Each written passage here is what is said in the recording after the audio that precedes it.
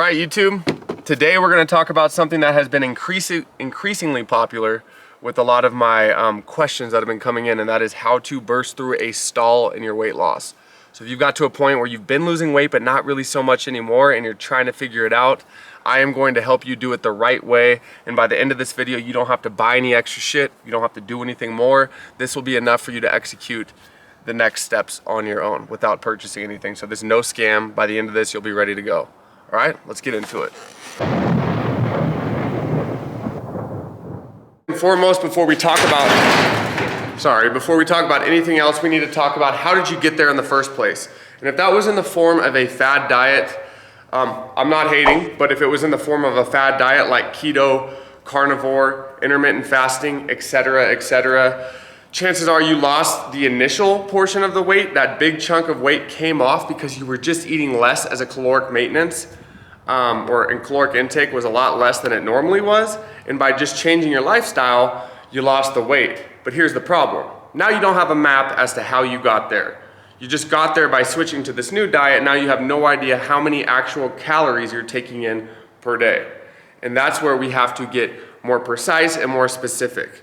So what I'm saying is if I'm driving from California to New York City, it's quite easy to start. All I need to do is point east and I will be going in the right direction.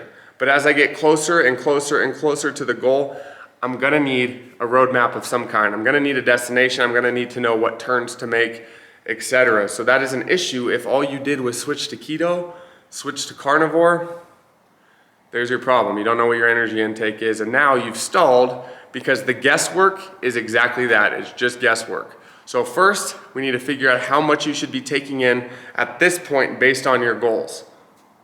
So that should help if your first move was just switching your diet to some fad. All right, I'm gonna get ready. It's Sunday, so it's meal prep Sunday. I don't really meal prep. I kind of just make my food.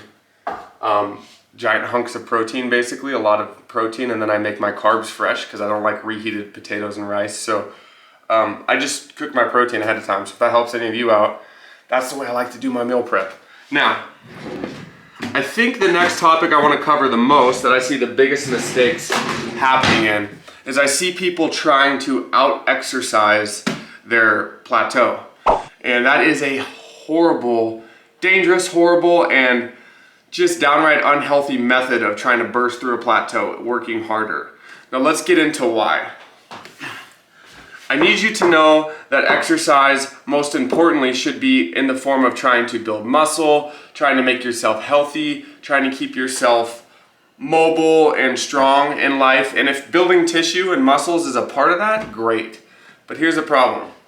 If your relationship with exercise is strictly just to burn off the food that you're eating, you're not only ruining your relationship with the enjoyment of exercise because it's turning into like this guilt thing, you're also ruining your relationship with the fucking food you eat. Because now you created this positive, negative, push-pull interaction with eating and exercise where they're not working together, they're just constantly working against each other. Then you'll find yourself sitting down, sort of binging or eating stuff you weren't planning on and telling yourself, I'll just work it off tomorrow. And that is not efficient, one, because you're not gonna be able to work off a Snickers over your maintenance. It's just not gonna happen, I promise. Two, you're putting your body in the way of the goal instead of making your body's health the goal. Do you see what I'm saying there? So that interaction is becoming very unhealthy. And last, with just this topic, not the last topic of the day, but I see people looking, Apple Watch. How many calories have I burned today? Now, technology is an amazing tool, but there are times, believe it or not, where even someone like me who was a strength coach in Division I sports, I believe that technology started to get in the way. And if you're constantly looking at your Apple Watch for calories burned as your check-in to see how good your workout was, you're not representing the whole picture of the goal here. Remember, during exercise, calorie burn, that's great. What's the most important thing actually though is how much tissue you can promote the growth of, because as you build lean muscle, you're putting yourself in a position to become a more expensive machine to run. Therefore, for the rest of the day, you're burning far more calories. So, again, I understand having a good workout sometimes is really getting a good calorie burn in, but constantly fixating on how many calories you've burnt and that being your relationship with weight loss is not the answer. because you're not going to be able to outwork your diet ever, because at some point your body is going to get too fatigued, too tired, you're going to be sick, you're going to have a twisted ankle, an ACL, whatever, and you're not going to be able to continuously just outwork your last workout. Think smarter, not harder, work harder. I work smarter, not harder. I'm all about hard workouts, you guys know that, but don't build that relationship with your food and your exercise, because you're not going to be able to outrun it. It will catch you and you will hit a plateau.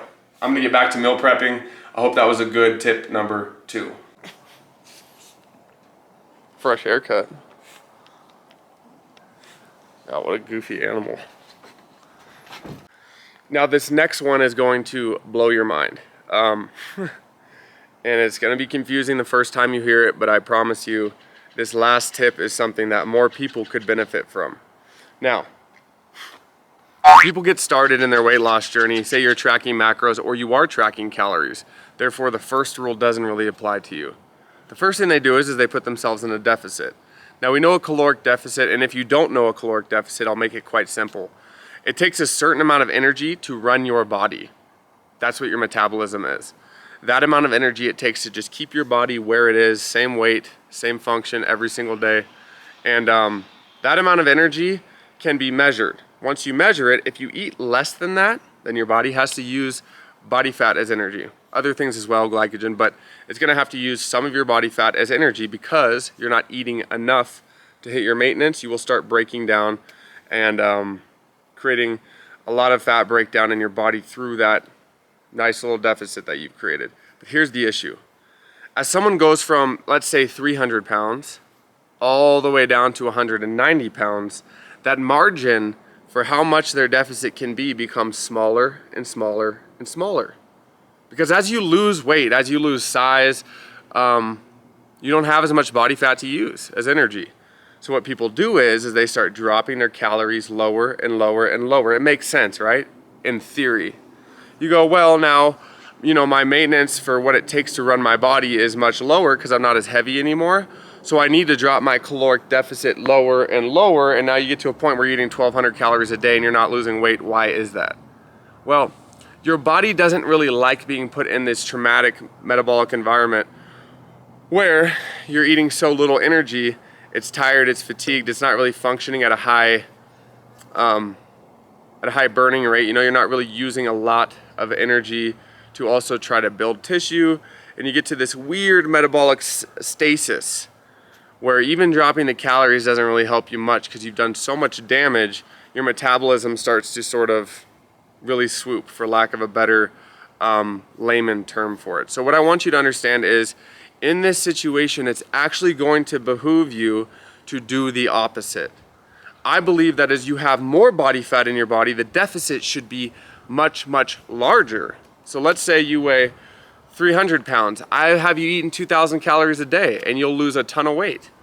But as you come closer and closer and closer to your goal weight, I will make that deficit, at least from your new baseline, from your new maintenance, I will make that deficit much smaller. So you're going to get to a point where you're actually eating a little bit more food towards the end of this cut than you were towards the beginning in relation to your body weight. Now, why is that? Well, if we can promote an environment where your body is functioning at a very productive state while you're working out, you can build tissue easier from that place. You can get harder workouts, and that little slight margin for your range of your deficit, it may be smaller, so you might not be losing 5 pounds every 2 weeks, but that little deficit will go a much longer way because now hopefully you have more muscular tissue and the amount of body fat you're carrying is less. So losing a half a pound when you're only 10 pounds overweight is a big deal. Losing a half a pound when you're 200 pounds overweight is not as much of a big deal. So that is why I do the opposite. Instead of dropping your calories over and over and over, I try to have a large deficit in the beginning and work up to having a smaller deficit towards the end of your weight loss journey. And that, my friends, are the 3 tips that you need to keep in mind so you are not damaging your relationship with food, you're not damaging your metabolism over time and starving yourself, and you're not ruining your relationship with exercise. So I will absolutely offer up my help for you guys. If you don't want to get your own macros, if you don't want to calculate your own calories, I get it. I do that for people in my app. But understand, to apply these tips I gave you, you do not need to get your wallet out. You don't have to pay me for shit. These 3 tips will get you there, burst you through your plateau, and move you closer to your goal. So let me just finish with this. My app is called Oak, spelled O-H-K. It gives people their custom macros. I work with them, talk with them back and forth via email, and they get workout programs to follow. But I really do want people to understand my YouTube videos from this point and any, infinite future will always be designed to give you the tips you need so you can apply it yourself if you do want to do the work yourself. So remember these 3 tips, apply them to your life, and stop stalling out on your weight loss. I will catch you guys on the next topic, and it will be related to muscle growth instead of fat loss.